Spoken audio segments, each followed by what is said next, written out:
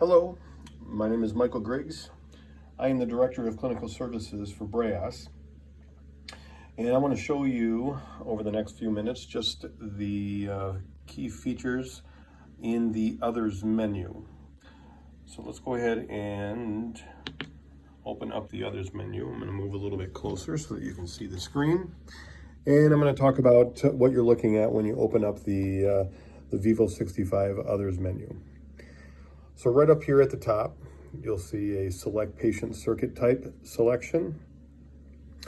So by highlighting any one of the parameters within your Others menu by moving the up and down arrow, okay, so we can select different things within that Others menu. So in this case, it asks you to move the cursor or the arrow one click to the right, and that will open up your select patient circuit type. So within the Vivo 65, you do have the option to choose what type of circuit that you want to place on the device. Now, you can manually choose this, or you can just simply do a pre-use test. The pre-use test will automatically recognize the type of circuit that is attached to the machine. So if you were to come in here and try to do it manually, okay, so I'm just going to select the dual limb circuit, and it'll ask me if I'm sure I want to do that. I can either choose no or choose yes. If I were to choose yes, then the ventilator is going to ask me if I want to do a pre-use test anyway, okay, in which case if I were to select yes, then it's going to take me through the pre-use test process, okay. I'm going to go ahead and just, for the sake of the demonstration, I'm just going to click out and say no, but again, you do have the ability of changing your circuit options. All right, so again, I'm just going to get out of that option here. So I can either move back to the left, and that brings me back to my Others menu, or I could just simply hit the Others menu and it takes me back to my selection. So you can get back either way. The next item down in the Others menu is your profile selection. If I open up that option, this gives me the ability of choosing or turning on different profiles that I can store in memory on the Vivo 65. I currently have my 3 profiles named a daytime profile, a nighttime profile, and a mouthpiece ventilation profile. I have the daytime and nighttime turned on, and I could turn those selections off if I chose to by clicking yes. And now if I come back in here in the Others menu, open up my profiles, now you can see that I have only my daytime profile turned on.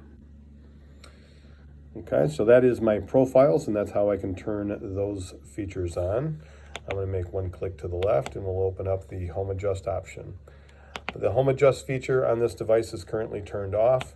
If I wanted to turn that feature on, I just simply highlight it, and then that opens up the Home Adjust alarm limits or min and max limits, and I can choose to use those limits within the Home Adjust option.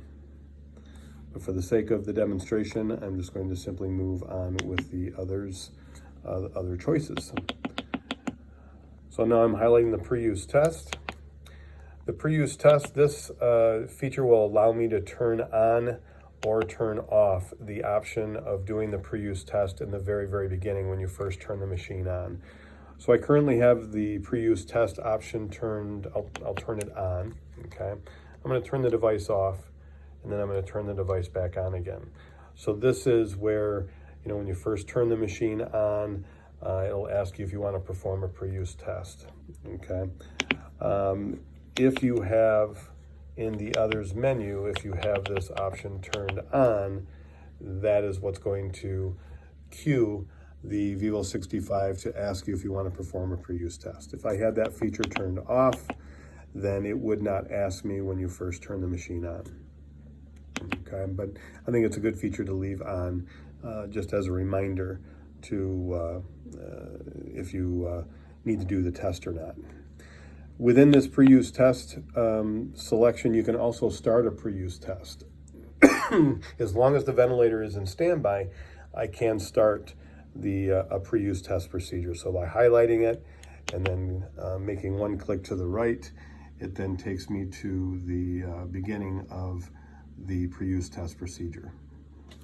I'm going to go ahead and cancel out of that. Come back to our others menu and we'll move down to FiO2 and CO2 calibration. While the ventilator is in standby, all calibration procedures are allowed. So if I wanted to start an FiO2 calibration, I just simply highlight the calibration. I do have to make sure that my FiO2 sensor is in line, and that will allow you to choose the FiO2 calibration, but it's currently gray because I do not have these two. I don't have the FiO2 or the CO2 connected to go through that calibration procedure. However, if I did have them connected, it will walk you through exactly what you need to do in order to perform those calibrations. It takes about less than 3 seconds to do the CO2 zeroing, and it takes 2 or 3 minutes to do the FiO2 calibration.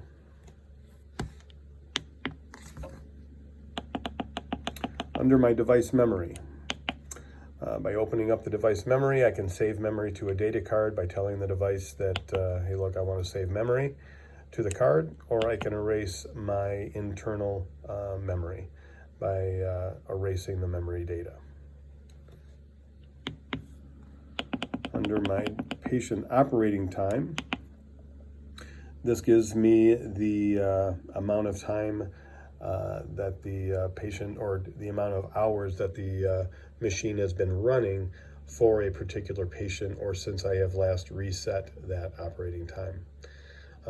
So for instance, if you had patient A and you wanted to keep track of how many hours they were doing, or they were using their device, I might reset that patient operating time so that it only reflects the amount of hours that patient A is using. After patient A is done with the machine, I can then reset it and move on to patient B and keep track of their operating time. Okay, so to simply reset that, I'm going to highlight, make one click to the right. It's going to ask me if I'm sure I want to do that, and I can click no or yes.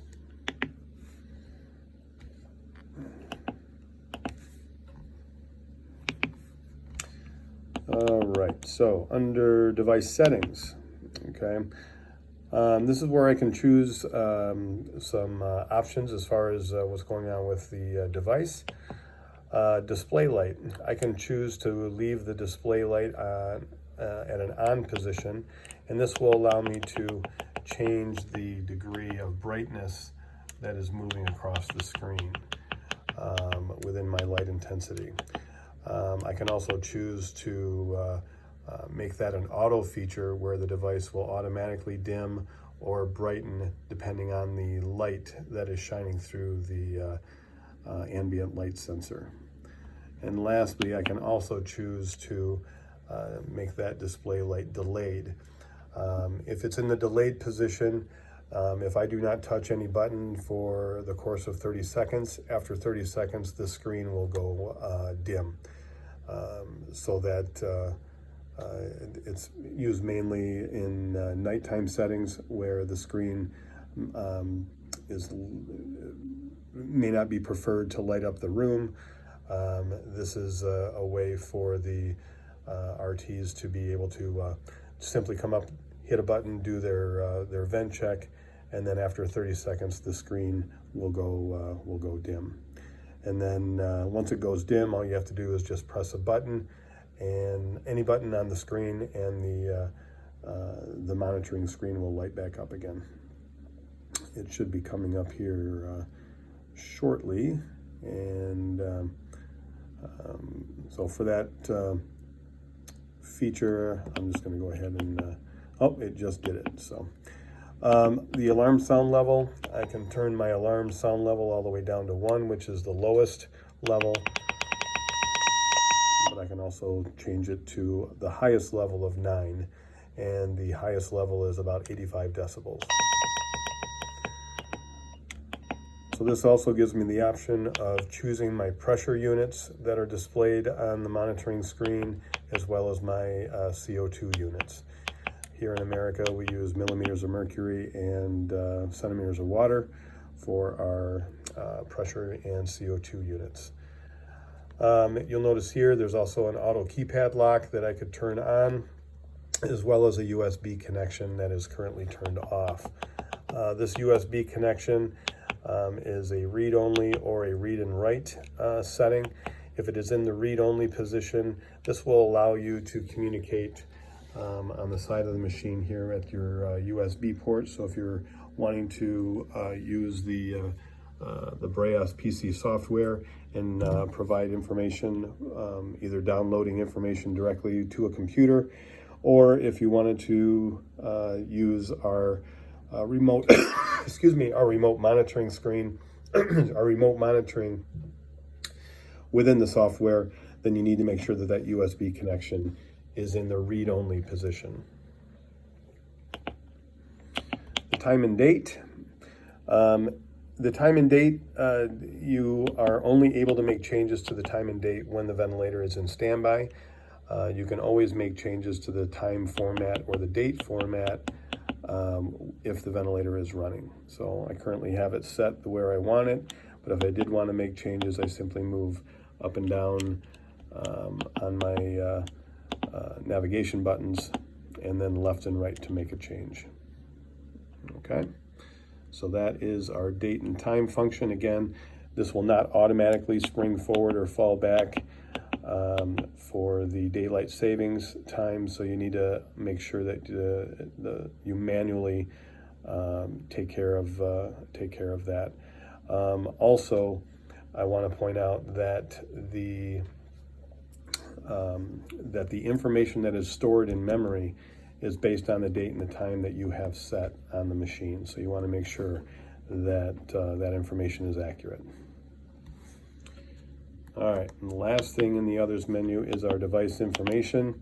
This is going to provide you with the amount of total number of hours that the device has been in use, the firmware version, language package, the serial number of the device. So this is some important information as well, and you'll find that in the device information in the Others menu.